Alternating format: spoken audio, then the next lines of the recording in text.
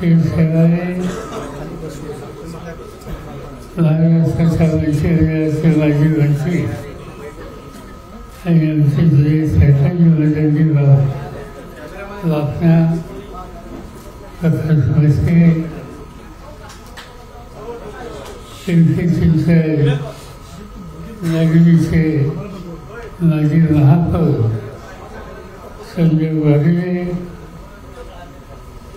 यशवंत फायबुले, विनोद खवले, अजिंक्य कुचे, शैलेश कसे, नासिर शेख यांचे आपण या ठिकाणी विचार ऐकले की महाराष्ट्राचे युवकांचे नेते वरुण शेख अन्य सगळे सहकारी आणि बंधुभगिनी बऱ्याच दिवसातून आज लोणावळ्यामध्ये याची संधी मिळाली आहे. रस्त्याने आठवड्यातून एकदा तरी जात असतो, पण अलीकडे काही या ठिकाणी थांबले नसतो. गेल्या अनेक वर्षाचा संबंध या नगरीचा आणि या तालुक्याचा माझा स्वतःचा आहे. कालच देशाचे गृहमंत्री आपल्या राज्यात आले होते आणि तिथं मुंबईत एक भाषण झालं. त्या भाषणामध्ये त्यांनी सांगितलं की 50 वर्ष महाराष्ट्रावर शरद पवार या ठिकाणी बसले. मी त्यांचा आभारी 50 वर्ष लोकांनी मला निवडून दिलं हे त्यांनी मान्य केलं. आज यंदाच्या वर्षी महाराष्ट्राच्या विधिमंडळातून जाऊन पहिल्यांदा आमदार म्हणून निवडून येऊन नंतर खासदार, नंतर मुख्यमंत्री, नंतर केंद्रीय मंत्री, नंतर राज्यसभा, हा सगळा काळ जर बघितला तर तो 56 वर्ष आहे. आणि आज देशाच्या पार्लमेंटमध्ये एक माणूस सतत 56 वर्ष कुठे ना कुठे लोकांच्या कामात आहे असं चित्र नाही. आणि ते चित्र माझ्याबद्दल तुम्ही लोकांनी तयार केलं. तुम्हा लोकांची साथ होती. लोणावळा शहर गांधी नेहरूंच्या विचाराचं शहर होतं आणि महाबळ तालुका एका बाजूने गांधी नेहरूंचा विचार, दुसऱ्या बाजूने जनसंघाचा विचार. आणि सुरुवातीच्या काळामध्ये मला तर रामभाऊ महाडिक आले होते. रामभाऊ महाडिक सुद्धा इथं आले होते. अनेक लोक हे जनसंघाच्या विचाराचे या तालुक्यात होते. पुणे जिल्ह्यामध्ये दुसरा कोणताही असा तालुका नव्हता की तिथं काँग्रेसही शक्तिशाली आणि जनसंघही शक्तिशाली. पण हे चित्र वडिलांचा निर्धार आम्ही लोकांनी केला. त्याच्यामध्ये अनेक लोक सहकारी होते.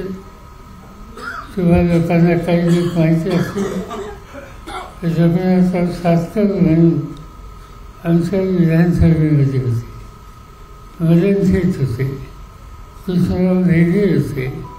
या सगळ्यांच्या सामुदायिक कष्टातून प्रयत्नातून हा तालुका, हा मतदारसंघ भाजपच्याकडनं काढला गेला आणि गांधी नेहरूंच्या विचाराला इथं आपण शक्ती द्यायला.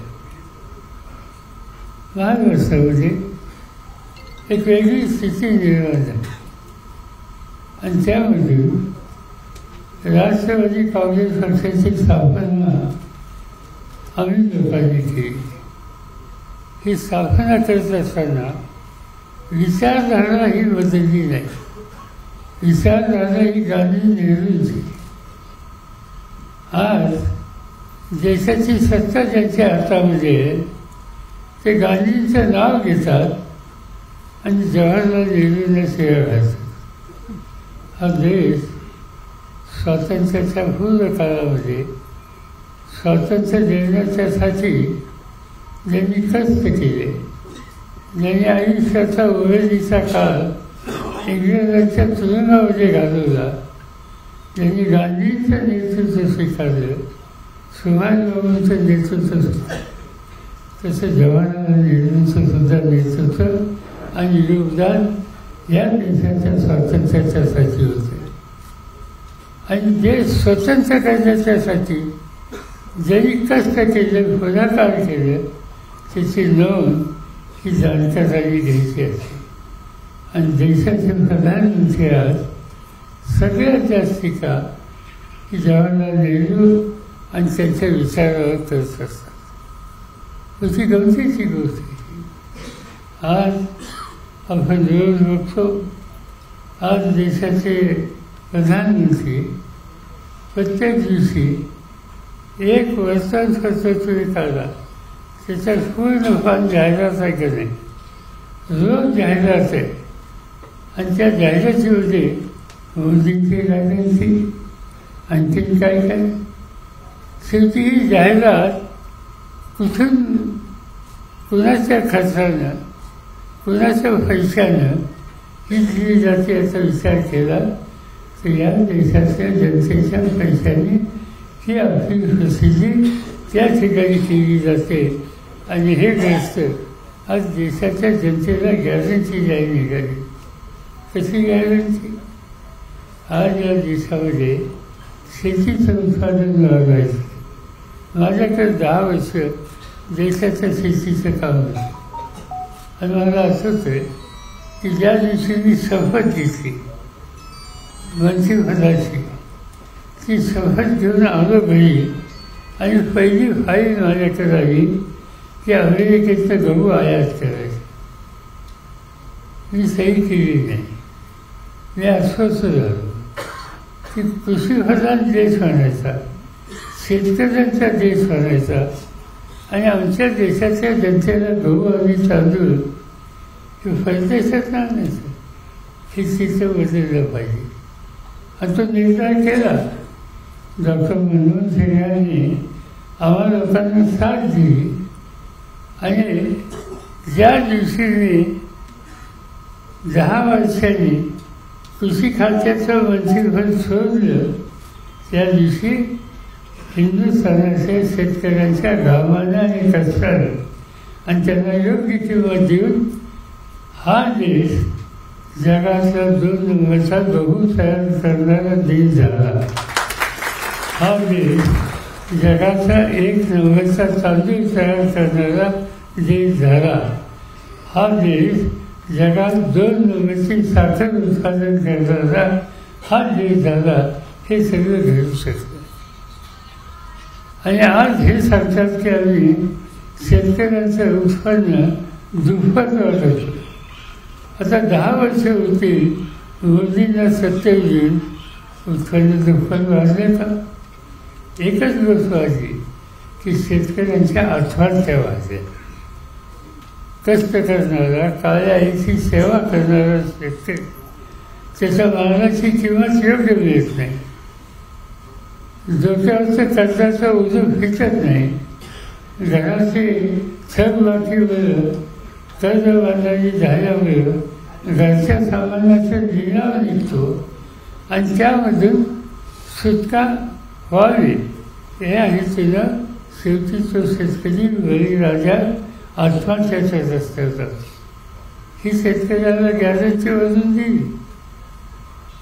आज बळीराजाला आत्महत्या करण्याचे दिवस मोदींच्या कारखान्यामध्ये आले. ही गोष्ट या देशाला सोडणारी नाही आहे. तुम्हाला माहिती आहे, गेल्या वर्षी दिल्लीमध्ये पंजाब हरियाणाच्या शेतकऱ्यांना, हरियाणा इथल्या शेतकऱ्यांनी आंदोलन केले. दिल्लीच्या दारात, दिल्लीच्या प्रवेशद्वारामध्ये काही हजार शेतकरी येऊन बसले. किती दिवस बसले? 1 वर्ष. दिल्लीची थंडी त्यांनी सोसली, दिल्लीचा उन्हाळा त्यांनी सोसला. आमच्या प्रश्नाची सोडवणूक झाल्याशिवाय उठणार नाही ही भूमिका घेतली। या देशाचा शेतकरी देशाच्या राजधानीवर एक वर्ष धरत असतो, हजारोच्या संख्येनं, आणि शेवटी त्याची थापून वाचून सदर सरकारने केली आणि त्यांनी आपलं आंदोलन थांबवलं। तो शेतकरी आज पुन्हा आंदोलन करायच्या रस्त्यावर त्या ठिकाणी। आणि म्हणून बळीराजाला हे दिवस ज्यांनी आणले त्यांना सत्तेवर बसायचा अधिकार नाही हे सांगण्याची वेळ आज या ठिकाणी आली। प्रधानमंत्र्यांनी सांगितलं की आमच्या हातामध्ये सत्ता द्या, आम्ही देशाची लेखाची घालवतो। आज या देशामध्ये ज्या तरुण मुलांना नोकरी नाही असे कोट्यावधी तरुण आहेत। लेखाची घालवण्याच्या संबंधीचा तुमचा शब्द, तुमच्या आश्वासने गेलं कुठं? पण मोठी आश्वासने द्यायची, टीका टिप्पणी करायची, याशिवाय दुसरं काही काम या राज्यकर्त्यांनी केले। एक साधी पद्धत आहे की देशाचा कोणी प्रधानमंत्री असतो, कोणी मंत्री असतो, तो एखाद्या राज्यात गेला आणि ते राज्य त्यांच्या विचाराचं नसलं तरी केंद्राचा मंत्री म्हणून त्या राज्याच्या प्रश्नाची सोडवणूक करणं आणि त्या राज्याच्या निवडून आलेल्या मुख्यमंत्र्यांचा सन्मान करणं हे केंद्राच्या मंत्र्याचं किंवा प्रधानमंत्र्यांचं काम असतं। आज आपण बघतो, तुम्ही रोजचं नरेंद्र मोदींचं भाषण करा। काल ते होते बंगालमध्ये जाऊन भाषण कुणावर केली? ममता बॅनर्जीवर। ममता बॅनर्जी कोण? तिचं 10 वर्ष मुख्यमंत्री निवडून आलेली एक भगिनी, अतिशय साधी राहणारी ममता आणि मी एकत्र काम केलं। आम्ही दोघंही केंद्रीय मंत्रिमंडळात एकत्र होतो। त्यांच्या घरी मी गेलो कलकत्त्याला, तेव्हा आश्चर्य होते की 25 वर्ष पार्लमेंटमध्ये, 5 वर्ष केंद्रामध्ये मंत्री, 10 वर्ष मुख्यमंत्री, त्यांचं घर केवढं माहिती आहे? 10 बाय 10ची खोली, 10 बाय 10च्या खोलीत राहणारी एक भगिनी आज त्या राज्याचं नेतृत्व करते। लोक सन्मानाने त्याला 3-4 वेळेला निवडून देतात, तिच्या हातामध्ये राज्य देतात। देशाच्या प्रधानमंत्र्याला अभिमान वाटला पाहिजे की आमच्या देशाची एक भगिनी एक मोठं राज्य समर्थपणाने चालवतं, पण तिचं जाऊन त्यांचं टीका टिप्पणी करणं हे लोकशाहीच्या आणि त्याच्या संसदीय लोकशाहीच्या चौकटीमध्ये बसत नाही। हे काम त्या ठिकाणी केलेलं। अनेक गोष्टी सांगता येतील।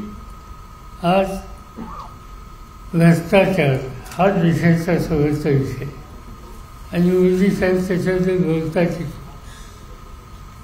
आमच्या त्यांनी टीका केली। महाराष्ट्रामध्ये ते एकदा आले, दिल्लीमध्ये पार्लमेंटमध्ये त्यांनी एक पुस्तक तयार केलं आणि आम्हाला सगळ्यांना दिलं। त्या पुस्तकात होतं काय? पुस्तकात हे होतं की भाजपची सत्ता नव्हती त्यावेळेला, म्हणजे आमची सत्ता होती त्या काळात किती चुकीच्या गोष्टी या देशात झाल्या। आणि त्याची पहिली गोष्ट दिली की महाराष्ट्रामध्ये मुंबईला जवानांच्यासाठी एक सोसायटी काढली, हाऊसिंग, तिचं नाव आदर्श सोसायटी। आणि त्या आदर्श हाऊसिंग सोसायटीमध्ये काँग्रेसचे त्यावेळेचे माजी मुख्यमंत्री त्यांचे हात आहेत, त्यांनी जवळच्या नातेवाईकांना तिथं जागा दिल्या आणि सत्तेच्या घरी बसवल्या। हे नाव कोण होतं? त्यांचं नाव अशोक चव्हाण। हा आरोप पुन्हा होता अशोक चव्हाणांचा होता आणि अशोक चव्हाणांचा हा आरोप आला। 7व्या दिवशी अशोक चव्हाण भाजपमध्ये गेले, राजीनामा दिला। 15व्या दिवशी त्याला खासदार केलं। म्हणजे तुम्ही आरोप करता एका बाजूनं आणि दुसऱ्या बाजूनं स्वतःचं फक्त घेता. भोपाळला त्यांनी भाषण केलं प्रधानमंत्र्यांनी 1 वर्षाच्या पूर्वी की राष्ट्रवादी काँग्रेस पक्ष इथं काही भ्रष्ट लोक आहेत आणि त्यांनी सांगितलं की महाराष्ट्रामध्ये स्वावलंबी खात्यामध्ये 70,000 कोटीचा घोटाळा हा झाला. त्यांनी असं सांगितलं की महाराष्ट्रामध्ये राज्य सरकारी बँकेमध्ये घोटाळा हा आरोप त्यांनी केला राष्ट्रवादी पक्ष. मी जाहीरपणाने सांगितलं की राष्ट्रवादी काँग्रेस पक्षामध्ये असा घोटाळा कोणी केला असेल तर तुमच्या हिंमत आहे तर तुम्ही चौकशी करा. सुप्रीम कोर्टाचा माणूस नेवा, कुणी तसाचा माणूस नेवा आणि त्याच्या मार्फत ह्याची चौकशी होऊन द्या. एकदा समजून द्या दूध का दूध पाणी आणि याच्यात चोर हे आहे. पण त्याच्याबद्दल आता बोलत नाही. ज्यांचे आरोप केले हे घटक आज कुठे आहेत याची भावनी तुम्ही केली पाहिजे. त्याचा अर्थ आहे की आज भाजप म्हणजे एक वॉशिंग मशीन झाले.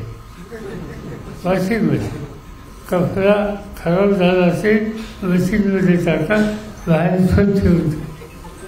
आणि याच्यावर आरोप झालेले असतील, भ्रष्टाचारात असेल तर मगाशी वैभवने सांगितलं तसं भाजपत या स्वच्छ बसा आणि नेते म्हणून पुन्हा काम करा. आज या पद्धतीचं राजकारण आज त्यांच्या ठिकाणी केले आहे.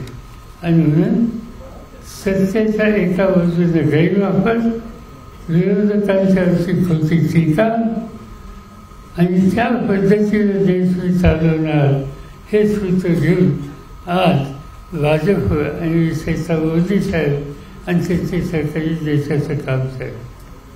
अनेक गोष्टी सांगता येतील. सत्तेचा गैरवापर तर इतका आहे.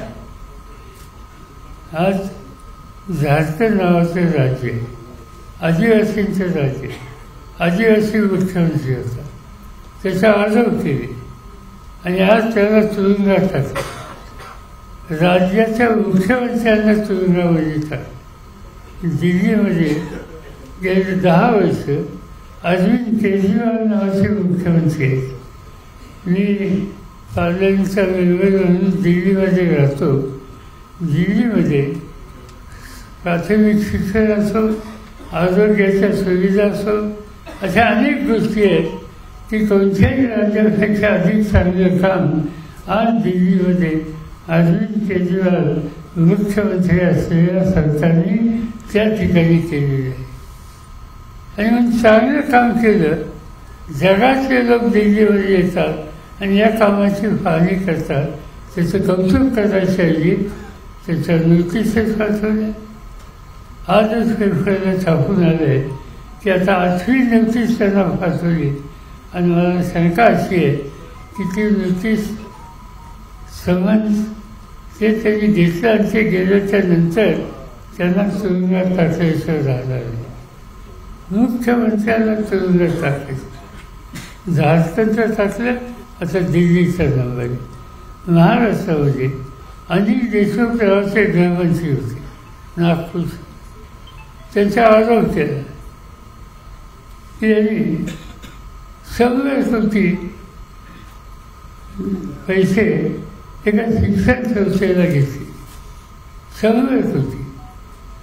आज सर्वांनी महाराष्ट्राचा पोलीस खात्याचे मंत्री, गृहमंत्री त्यांना अटक केली. 6 महिने तुरुंगात ठेवलं आणि शेवटी कोर्टामध्ये त्यांना शोधण्यात आलं आणि शोधल्याच्या नंतर 100 कोटी वगैरे याच्यात तथ्य नाही. 1 कोटी रुपयाची देणगी कॉलेजची इमारत बांधण्याच्यासाठी चेकने घेतली हा विषय त्या ठिकाणी निघाले. पण त्यांना अटक केली. आज बाळासाहेब ठाकरेंनी शिवसेना स्थापन. मराठी माणसाच्या प्रश्नाची मांडणी ते सामना वृत्तपत्रातून करतात. सामनाचे संपादक संजय राऊत हे खासदार आहेत, माझ्या शेजारीच कानूनमध्ये त्यांची जागा आहे. आणि सावनामधून नरेंद्र मोदींच्या सरकारवर त्यांची टीका टिप्पणी होती. त्यांना अटक केली, त्यांना 4 महिने तुरुंगामध्ये टाकले. लोकशाहीमध्ये लिखाणाचं स्वातंत्र्य आहे का नाही? अगदी जुन्या काळापासून आपण बघितलं, जवाहरलाल नेहरू असो, इंदिरा गांधी असो, आणखीन कोणते मोठे नेते असो, यांच्यावर अनेकांनी टीका केली, त्यांच्या धोरणावर टीका केली. पण नेत्याच्या टीका केली म्हणून लेखकाला किंवा संपादकाला तुरुंगात टाकलं जातं, हे या देशात कधी घडलं नाही. ते हल्लीच्या राज्यकर्त्यांच्या कालखंडात घडले. याचा अर्थ एकच आहे की आज हे जे मोदींचं सगळं कारभार चाललेलं आहे, या देशाच्या लोकशाहीला संकटात येणार आहे. आणि ही देशाची लोकशाही संकटात आली तर सामान्य माणसाचे अधिकार जातील, उद्ध्वस्त होतील. आणि म्हणून 2 गोष्टीच्यासाठी काय वाटेल ते झालं ते आपल्याला जागृत राहावं लागेल. आणि ते म्हणजे मूलभूत लोकशाहीचं स्वातंत्र्य आणि या देशाची घटना हिचं संरक्षण करणं हे तुमचं माझं सगळ्यांचं काम आहे. आणि ते करण्याच्यासाठी आता निवडणुका आल्या, त्या निवडणुकीमध्ये आपल्याला एकत्र राहून विचार करावा लागेल. आज वाहन रस्त्यामध्ये आम्ही एकत्र बसून प्रयत्न केले. मी स्वतः, उद्धव ठाकरे आणि काँग्रेस पक्ष आणि काही मित्र पक्ष आम्ही घेऊन एक महाविकास आघाडीची स्थापना केली. काल आमची बैठक झाली. येत्या आठवड्यामध्ये आम्ही सगळ्या उमेदवारांची निवड आणि या गोष्टी कायम करू. एकत्र राहून लोकांना पर्याय देऊ. माझी तुला सगळ्यांना विनंती आहे की आम्हा सगळ्यांच्या वतीनं महाराष्ट्र विकास आघाडीचे जे पुढे उमेदवार असतील त्यांच्या पाठीशी तुम्ही शक्ती उभं करणं ही जबाबदारी तुम्हा सगळ्यांची. आजकाल बापनासाहेब सांगत होते की इथल्या काही लोकांनी, आमदारांनी आजच्या मिटिंगला तुम्ही येऊ नये यासाठी सुद्धा काही दमदाटी केली. आणखी कोणा टीका केली म्हणून त्यांनाही फोन करण्यात आला. कुठे गमतीची गोष्ट. लोकशाहीमध्ये एखादी गोष्ट चुकली नेत्याची तर टीका करायची नाही, जाहीर बोलायचं नाही. आणि तसं बोललं तर त्याला दमदाटी. इथे आमदारांनी तशा प्रकारची दमदाटी झाली. मला त्यांना सांगायचे, बाबा रे तू आमदार कोणावर झाला? तुझ्या सगळ्याला इथं फोन आलं होतं, त्यावेळेस पक्षाचा तुझा अध्यक्ष कोण होता? फॉर्म भरायला खून चिन्ह यासाठी नेत्याची सही जाते, ती सही माझी आहे. आणि माझ्या सही आणि तुम्ही आज त्याच पक्षाच्या, त्याच विचाराच्या कार्यकर्त्यांनी जे तुम्हाला निवडून आणण्याच्यासाठी रावले, घाम गाळला, आज त्यांना तुम्ही दमदाटी करता.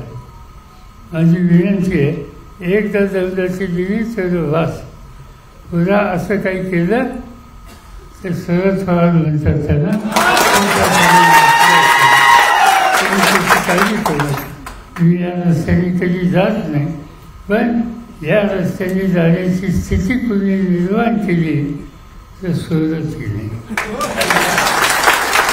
आज तुम्ही लोकांनी या ठिकाणी आम्हाला सगळ्यांना अभियानाला बोलवलं, तुमच्याशी बोलायची, संवाद साधण्याची संधी दिली, त्याबद्दल आपल्या सगळ्यांचा मी आमच्या कणापासून आभारी आहे. हे जे आमचे 3 पक्ष आहेत, तिघांच्या ज्या खुणा आहेत, ज्याचा उमेदवार येईल त्याचा विचार करा. एक खून शिवसेनेची मशाल आहे, राष्ट्रवादीची खून तुतारी धनक माणूस आहे आणि काँग्रेसचे खून पंजा आहे. या तिन्हीपैकी ज्याचा उमेदवारी असेल त्याच्या पाठीशी शक्ती उभी करा, एवढंच सांगतो. माझे गंतव्य